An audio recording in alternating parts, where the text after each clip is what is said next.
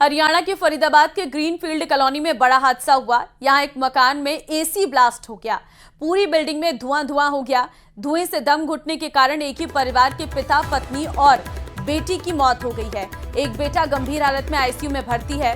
तो बिल्डिंग में एसी फटा 3 लोगों की मौत हो गई है। फरीदाबाद से ये घटना सामने आई है।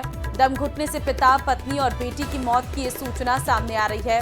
एक बेटा गंभीर रूप से घायल है, जिसे आईसीयू में भर्ती करवाया गया है। गैस लीकेज वजह हो सकती है, कभी भी एसी फटने की। हालांकि इसके पीछे की क्या वजह थी वो भी जांच का विषय है। गलत वायरिंग भी एक बड़ी वजह मानी जा सकती है एसी ब्लास्ट की, या फिर उसमें ब्लॉकेज होना, क्योंकि हर हफ्ते आपको एसी के फिल्टर की सफाई करनी चाहिए और समय समय पर एसी को सर्विस भी कराए रखना चाहिए।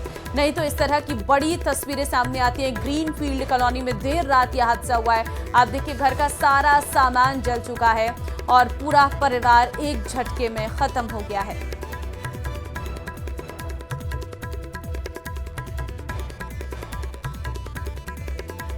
और ये जो फरीदाबाद की ग्रीनफील्ड सोसाइटी है, वहाँ पर ये इस तरह की जो बिल्डिंग थी, यहाँ पर मैं आपको दिखाना चाहूँगा। बिल्डिंग का जो पहला फ्लोर है, पहले फ्लोर में आपको 2 कंप्रेसर आपको दिखाएंगे। वहाँ पर विकास ठाकुर मेरे विजय जूम करके दिखाइएगा।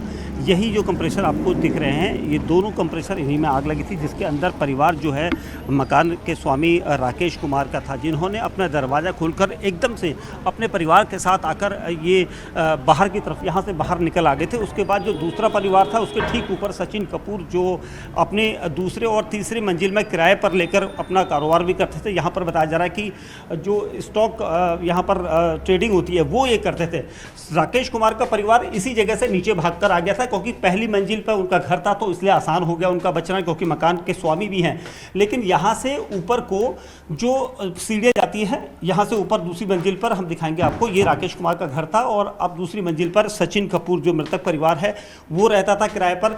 यहाँ पर देखिए, अभी भी धुएं की वजह से दम यहाँ पर घुट जैसा रहा है, क्योंकि सांस लेने में काफ़ी मुश्किल है। ये सचिन कपूर का घर है, जो इस वक्त जिसमें ताला लगा है, क्योंकि सचिन कपूर अपनी पत्नी और बेटी के साथ यहीं पर रहते थे और उनका बेटा भी इस वक्त यहाँ पर आया हुआ था। बताया जा रहा है कि वो बाहर पड़ता था, लेकिन उन परिवार को यहाँ से जैसे ही उन्होंने दरवाज़ा खोलने की कोशिश की, वो बाहर की तरफ निकलने के बजाय ऊपर की तरफ चले गए। अगर वो नीचे की तरफ जाते यहाँ से ऊपर की तरफ इसलिए गए ताकि ऊपर की तीसरी मंजिल पर भी उनका फ्लोर था, वो शायद ये सोच रहे थे कि ऊपर जाके वो बच जाए, लेकिन ऐसा नहीं हो सका और वो यहीं पर दम घुटने लगा उन लोगों को। क्योंकि आपको दिखाई देगा यहाँ पर ये जो सीढ़ियाँ हैं, देखिए अभी भी सीढ़ियों में आपको दिखाई, ये देखिए धुआं इस कदर था कि यहाँ पर कालिक पुत गई।